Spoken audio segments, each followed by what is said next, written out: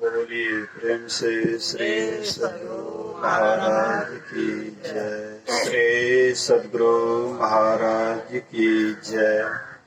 श्री सद्गुरु महाराज की जय।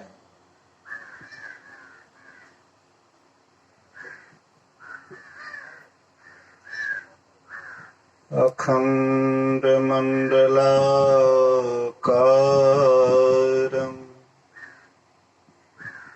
व्याप्तं येन चराचरं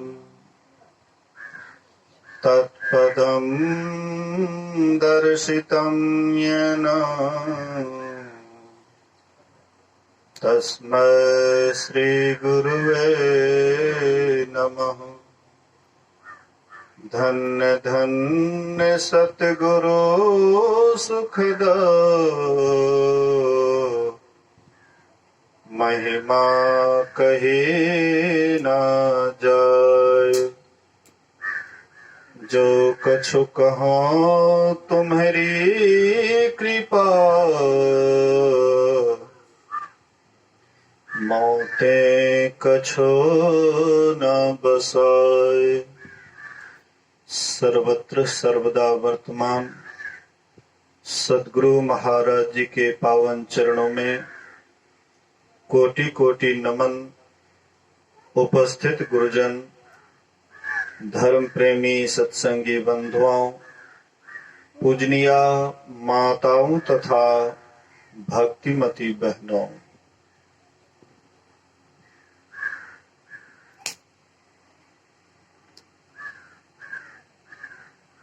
माइक ऑपरेटर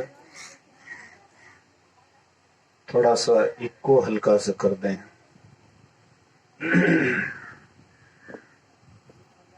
अभी हम लोग परम श्रद्धे लक्ष्मण बाबू जो आसार संसार शरीर को छोड़कर परलोक सिधार गए हैं, उन्हीं के श्रद्धांजलि समारोह के शुभ अवसर पर हम आप उपस्थित हैं। अभी हम लोग वेद भगवान के वचन को सुन रहे थे। वेद भगवान से हम आप समझते होंगे कि कोई जैसे भगवान होता है वैसे वेद भी कोई भगवान होता है। वेद भगवान से मतलब है कि उसका जो वचन है वही वेद वचन है और वही भगवान का काम करता है। भगवान एक ही है, परमात्मा एक ही है, ईश्वर एक ही है। वही ईश्वर परमात्मा उसी का जो साक्षात्कार कर लेते हैं, दर्शन कर लेते हैं और उनके जो मुंह से वचन निकलता है वही वेद वचन होता है। वेद वचन को हम वेद वचन कहें तो कबीर साहब के वचन को क्या कहेंगे? वेद वचन से अलग। गुरु नानक साहब जो वचन कहे वह वेद वचन से अलग हो गया है, या गुरु महाराज जी जो वचन कहे वह वेद वचन से अलग हो गया है। जे पहुंचे ते कही गए, सबकी एक ठाव। कहते हैं जो वहां पहुंच जाते हैं वह एक ही हो जाते हैं, दूसरा नहीं रहता है। जब तक हम उस एक से अलग हैं तब तक दो तीन की गिनती होता है, लेकिन जब हम उसमें एक परमात्मा को पा लेते हैं तो एक ही हो जाते हैं। और परमात्मा प्राप्त करने के बाद जो उनके मुख से वचन निकलता है वही वेद वचन होता है। तो वही वेद वचन को हम आप सुन रहे थे। वेद भगवान उपदेश करते हैं। वेद भगवान उपदेश करते हैं। आखिर वेद भगवान को क्या जरूरत पड़ा उपदेश करने का? गोस्वामी तुलसीदास जी महाराज कहते हैं, जीव जबते हरिते बिलगान्यो तबते देह गेह नि जान्यो माया बस स्वरूप बिसरायो ए भ्रमते नाना दुख पायो। जीव जब से ईश्वर से अलग हुआ, परमात्मा से अलग हुआ, तब से यह शरीर और संसार को ही अपना समझने लगा, सर्वस्व समझने लगा। संसार सहारा है, सर्वस्व नहीं। शरीर सहारा है, सर्वस्व नहीं। लेकिन हम लोग संसार को ही सर्वस्व समझ लेते हैं, शरीर को ही सर्वस्व समझ लेते हैं, और यही भ्रम होने के कारण नाना प्रकार के दुख को झेलते हैं। हालांकि हम दुख स्वरूप नहीं है, हम सुख स्वरूप हैं। जब परमात्मा सुख स्वरूप है तो हम दुख स्वरूप कैसे हो सकते हैं? जिनसे जो निकलता है वही गुण उसमें रहता है। कोई आम का पेड़ है, कुछ ऐसे लोग भी पारखी होते हैं कि पत्ता को सूंघ करके बता देते हैं कि बाबा यह आम है। ऐसे भी पारखी लोग हैं कि पत्ता को सूंघ करके कह देंगे कि बाबा यह आम है, यह। अब बाद में सही में प्रकट हो जाता वह आम है। तो जिस आम से जो फलता है, जिसका जो बीज होता है, वही आम होता है। मालदा का बीज है, गिटली है, उसको आप रोप दीजिए, उसके बाद उससे जो फलेगा तो मालदा आम ही फलेगा। कलकतिया का गिटली है, उसको आप जमीन में गाड़ देते हैं, उससे जो निकलता है तो कलकतिया ही फलता है। ऐसे ही हम आप भी परमात्मा ही थे, हम आप परमात्मा ही थे। हम में परमात्मा में कोई अंतर नहीं। अब परमात्मा क्या है? सुख का खान। परमात्मा सुख का खान, हम क्या है? दुख का खान। हम अपने आप को देख ले, जब से जन्म हुआ है अभी तक में आप कितना सुख पाए हैं और कितना दुख पाए हैं, दोनों को तुलना कीजिए कि आपके जीवन में ज्यादा सुख मिला या ज्यादा दुख मिला। अगर परिणाम ढूंढिएगा तो आपको लगेगा कि सुख थोड़ा मिला और दुख बहुत ज्यादा मिला। जब से बच्चा जन्म होता है, जब बच्चा छोटा रहता है, तब वह बच्चा अपने आप को भी समझ नहीं पाता है। अच्छा क्या है, खराब क्या है, सूची क्या है, असूची क्या है, यह बच्चा को जानकारी नहीं है। अभी एक बच्ची गई शौचालय, तो शौचालय गई, उसके बाद शौचालय से निकली, और शौचालय में किसको क्या किया उसको तो कोई पता नहीं। लेकिन बाहर निकली तो मैंने देखा कि दोनों हाथ से छिटकली लगा रही है। पंछुआली बायां हाथ से, ये अशुद्ध हो गया। लेकिन उसको तो ज्ञान नहीं है, सयान को भी ज्ञान नहीं है, बूढ़े को ज्ञान नहीं, तो बच्चा को तो छोड़िए दीजिए। बूढ़े तक को ज्ञान नहीं है कि कैसे रहना चाहिए। जानवर की तरह रहते हैं, मनुष्य की तरह कहाँ रहते हैं हम आप मनुष्य केवल शकल से दिखाई पड़ते हैं, लेकिन मनुष्य वाला एक भी गुण नहीं है। सूची असूची का ज्ञान किसको होता है? जानवर को, मनुष्य को ही होता है ना। लेकिन मनुष्य होते हुए भी सूची असूची का ज्ञान नहीं, तो फिर आप मनुष्य कैसा?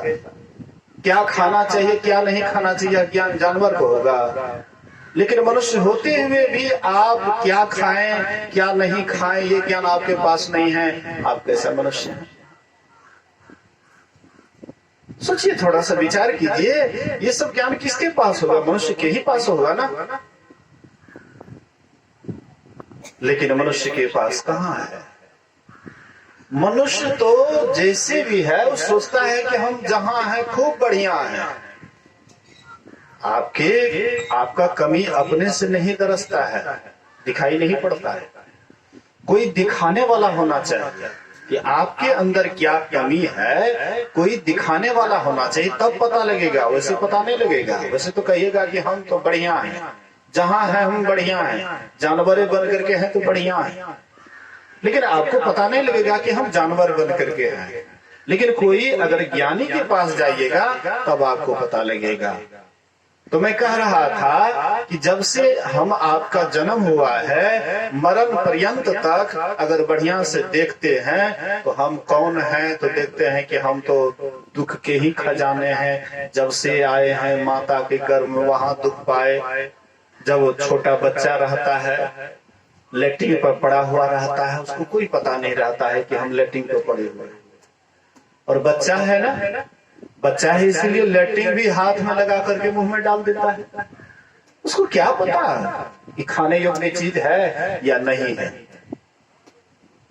लेटरिन को भी मुंह में डाल देता है। लेकिन अभिभावक देते हैं, माँ देखती है, पिता देखते हैं, कहते हैं देखो देखो लेटरिन कर दिया है, लेटरिन पर पड़ा हुआ है। अब बच्चा छोटा था, लेटरिन पर पड़ा हुआ था, पेशाब पर पड़ा हुआ था, लेटरिन का कीड़ा, पेशाब का कीड़ा उसको काटता था। थोड़ा कुछ सयाना हुआ, अगर पढ़ा लिखा, नौकरी नहीं मिली तो उसका दुख, और नहीं पढ़ा लिखा तो उसका टेंशन कि पढ़ लिख नहीं पाए, ऐसे ही रह गए, इसका दुख। फिर आगे बढ़ता है, शादी होती है, बाल बच्चा नहीं होता है तो उसका दुख। अब बाल बच्चा हुआ लेकिन लड़का हो गया, लड़की नहीं तो उसका दुख। लड़की हो गया, लड़का नहीं तो और भयंकर दुख। लड़का हो गया, लड़की नहीं हुआ तो संतोष है। माँ भी कैसी संतोष है, अपनी जाति में नहीं पहचानती है। बोलिए श्री सदगुरु महाराज। हम देखते हैं पति पत्नी दोनों खुश हो जाती है जो लड़का होता है, तो लड़की होती है लड़का नहीं होता है तो दोनों दुखी हो जाते हैं। पता नहीं कौन कनेक्शन लगा हुआ है।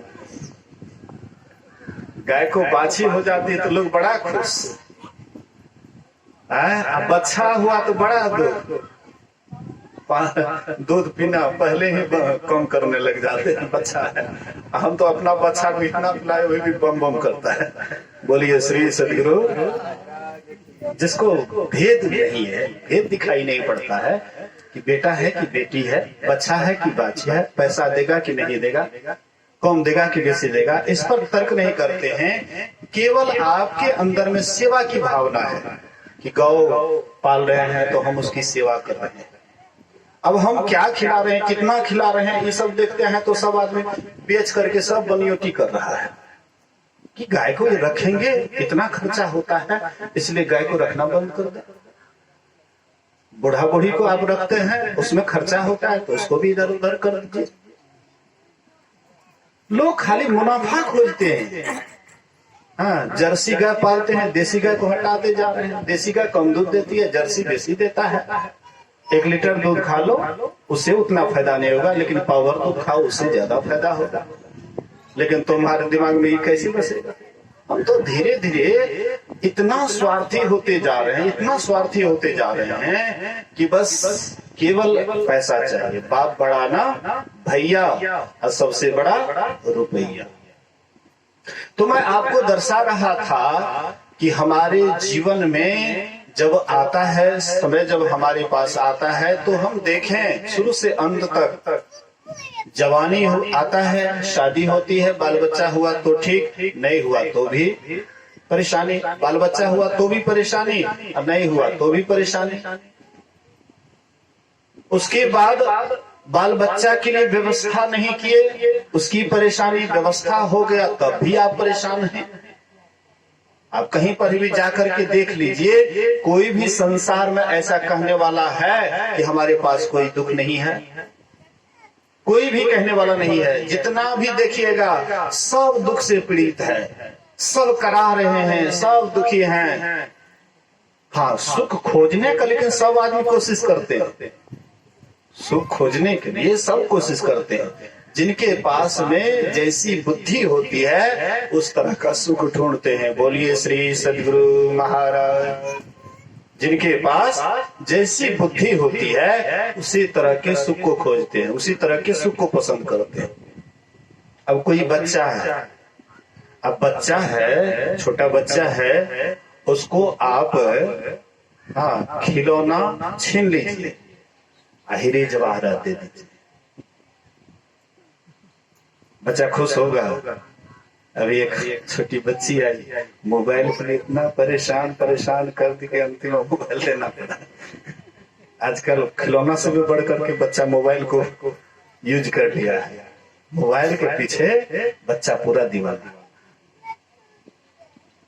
बच्चा सुख खोजता है तो अपने समझ के मुताबिक बच्चा अपने आप को ढूंढता है कि सुख कहाँ दिखाई पड़ता है। तो उनको बुझाता है कि मोबाइल में सुख है, तो मोबाइल में वो पड़ा हुआ रहता है।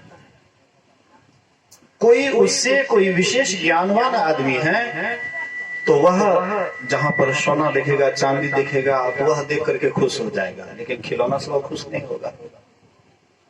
और कुछ बड़े हो जाते हैं, जैसे जैसे ज्ञान का विकास होता है तब आप विषय वस्तु में ढूंढने लगते हैं सुख। अकेले हैं, उदासी जीवन चल रहा है, सोचते हैं शादी कर लेंगे तो एकदम आनंद वाला जीवन जिएंगे, लेकिन आनंद मिलता नहीं है।